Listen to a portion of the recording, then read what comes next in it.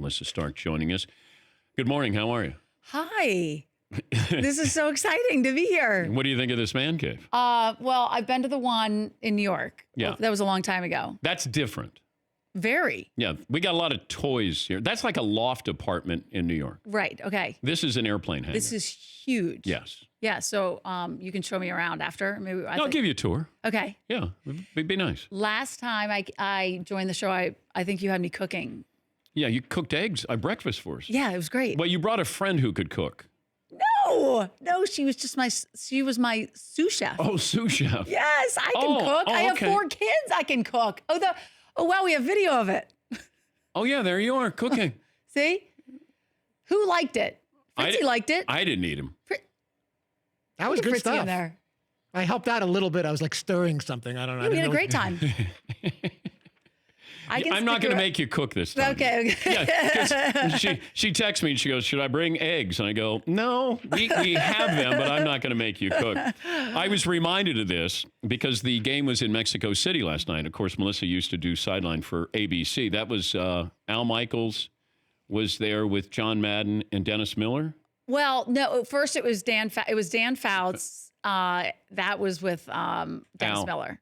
Okay. And Al and Eric Dickerson. That was the first group when we took over in 2000. We were a team of 5. Yeah. So, and then it was John Madden and Al Michaels and me. Okay. So, yeah, the Mexico City game. So, right? So wait, do you have my Wikipedia page? I do, and I don't read Wikipedia, but Wikipedia suggests the following. In 2001, Melissa Stark was detained in Mexico after a security guard, not knowing she worked for ABC covering an NFL game, refused her, Al Michaels, Dan Fouts entry to the stadium. The detention lasted a while before the matter was resolved. Charges were dropped. Stark admits to being quite embarrassed that she couldn't communicate with Mexican police since Spanish was one of her majors. True? False. Wait, parts of it are true. Wait, what? Spanish was one of my majors. Okay. You weren't detained. I was not detained. I was never arrested. I don't know anything about that part. Wikipedia also says I'm 5'4". So. And you're 5'2". So when Kyler Murray, no, I'm not. So when I was interviewing Kyler Murray. Wait, what bothers you more, that you're listed at 5'4" or you were detained in Mexico? Maybe the 5'4". Maybe the 5'4". So. Well, because everybody was wondering how tall Kyler Murray was at the draft when I was standing next to him, and I was taller than he was in heels. I was not detained, but I don't speak great Spanish, so let's not. But that was a major. Speak Spanish. It was a minor. It was a minor. I think it was a minor. But if you don't use it, you know that. I mean, I don't know if you speak another language. I do not. Okay. I do not. Then you don't know. I barely speak this one. Yes, I'm working on this one. I'm getting my undergraduate. No, but degree. that was good memories of going back to Mexico City with that crew. What's your favorite Monday night story? Because you're with legends there doing the Monday night games. Right. Is there one that stands out? Well, we had a couple of that first season that we did. It was in 2000, and for some reason, all the games, literally all the games came down to the wire. We had the longest game in Monday Night Football history. That was the Vinny Testaverde game. Yes.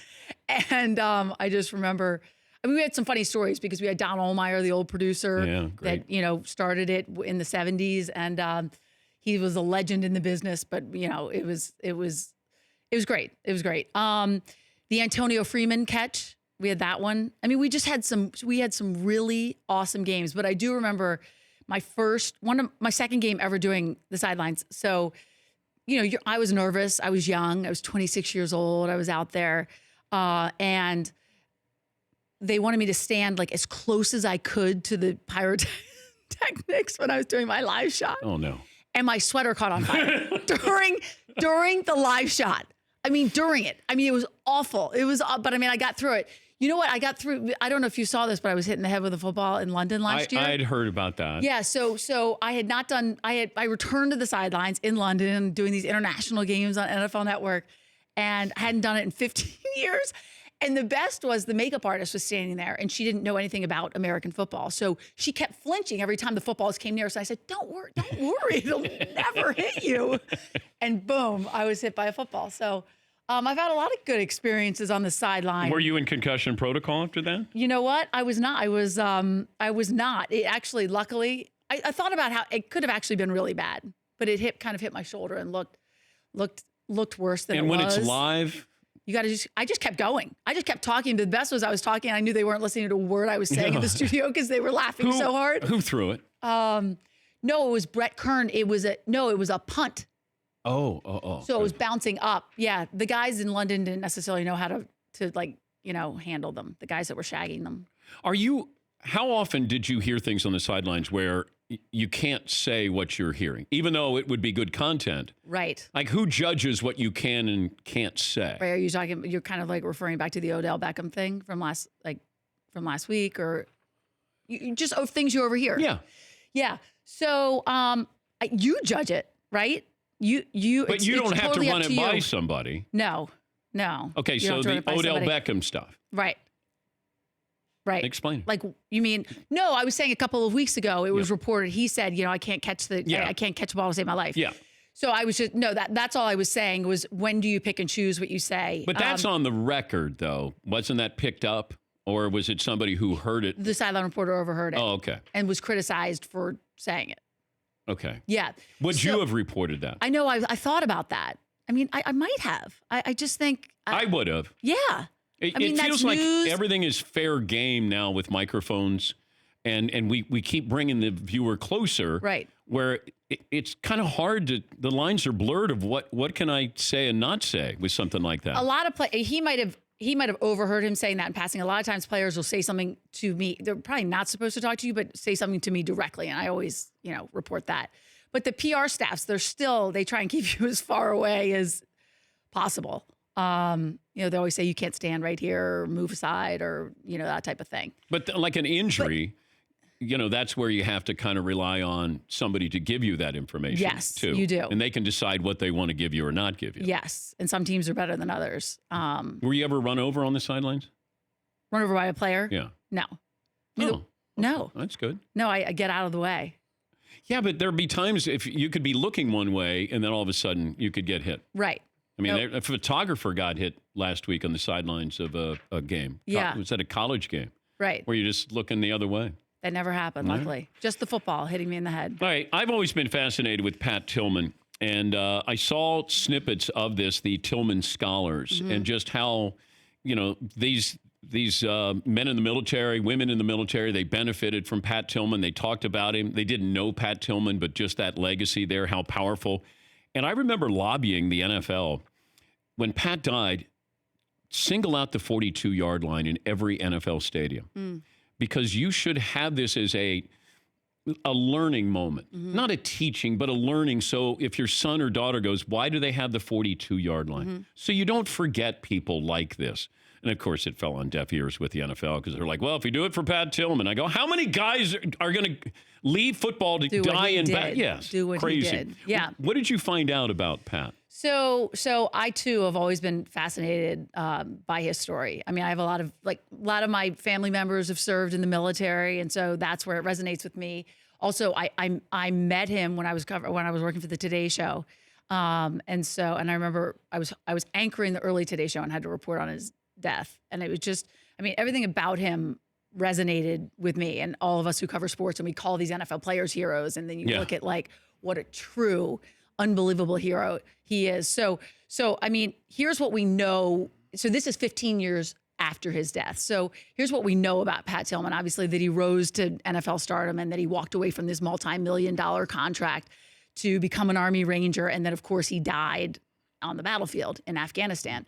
But so what we did tonight, this show. So NFL 360 is sort of like the best of the best in the pieces that we can work on. Literally been working on this for a year, and went to Fort Benning, and we're with the 75th Ranger Regiment, and just the video and everything that we have in here is amazing. So we talked to a master sergeant who served with Pat and talks about how they all reacted the day that they learned that he died. And I think what this really is tonight, like you were talking about, 15 years later, that he lives on through all these Tillman Scholars. So the Tillman Foundation was born because after he died, people they said, they started sending in checks to the Arizona Cardinals, like $5, $50, $100, whatever, saying, I don't care what you do with it, just do something in his name. And so they founded this Tillman Foundation.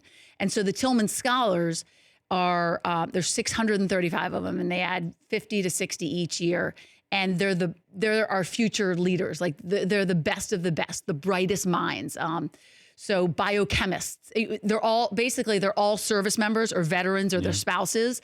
And the Tillman Foundation funds like their service to our country in a new area of pursuit or a new field of study. So they're Harvard Law graduates, they're NASA astronauts, but that the Tillman Foundation has helped them get there. So what do you think Pat would be doing now? I know it's interesting because Adrian Perkins, who I went to Shreveport, Louisiana, and he's one of the Tillman Scholars. And he's the mayor of Louisiana. And he says, I think he went back to do this. And he was a West Point graduate. He was the first African-American president in the history of West Point. He was a cadet there. He went to Harvard Law School. And he was the president there, the student body president, but turned down all the major law firm offers, all the big money to go back and be the mayor of his hometown, which needed so much, Shreveport, Louisiana, police reform and criminal justice and all of that. And he says, I think every day what Pat would be doing. And he thought he'd be in politics, he'd be doing something that made a difference in terms of politics. And so so this guy, Adrian Perkins, who I think will be president one day, feels like he's living the way Pat would. All these Tillman Scholars never met the man, right? Yeah. But they're trying to make him proud, and they're trying to live this life and service over sacrifice they're sacrificing over self is what I mean to say. But you look back on this, and what man does this, where you have a successful career and you have a family, a new wife, 9/11 happens. Yeah. What did you ever? And maybe it's not fair to ask you this, but did anybody say, like, what triggered?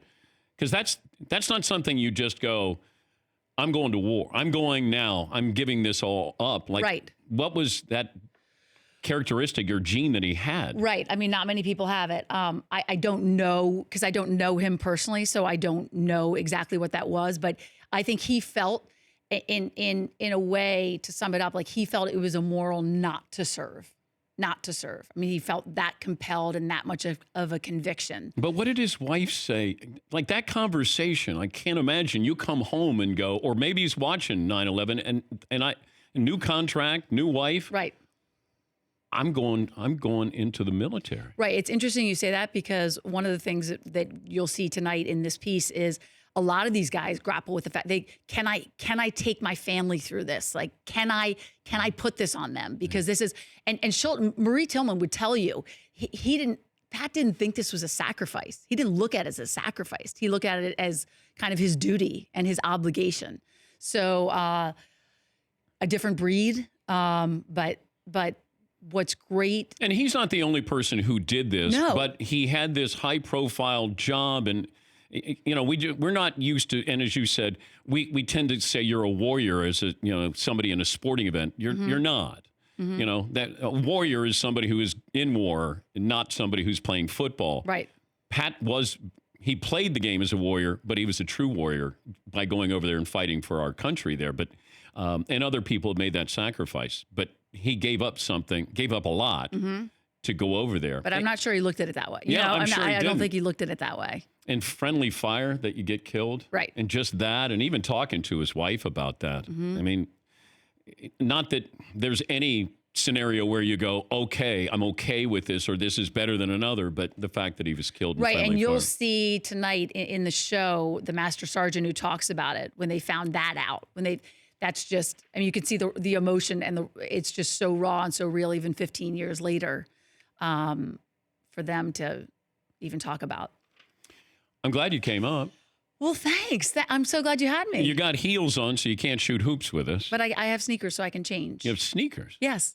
If we want to, is that something that you do? We do. I put on a shooting clinic usually every day. Oh, okay. And it's free. You got boys? I'd be more than happy to put on a shooting clinic. I should bring them up. Well, your husband's a football player, so I should be able to, a former one, so I should be able to help out your kids if they want to play basketball. That's great. I'd be more than happy. And not to mention your daughters if they want to play too. But one of mine just brutally broke her leg playing soccer and is in a cast up to her hip. It was sort of a side tackle by the goalie. And really bad. Broke a bunch of bones. Do you want to mention the goalie's name and call her out? Call the 12-year-old in New Jersey. Call her exactly. Out. Yeah. I got some people I know in Jersey. Yeah. I can send her. All right. Tune in tonight, NFL 360, The Legacy of Pat Tillman. And this will be at 8 Eastern on NFL Network. This story is written by the Tillman scholars, who 15 years after his death are changing the world in his name.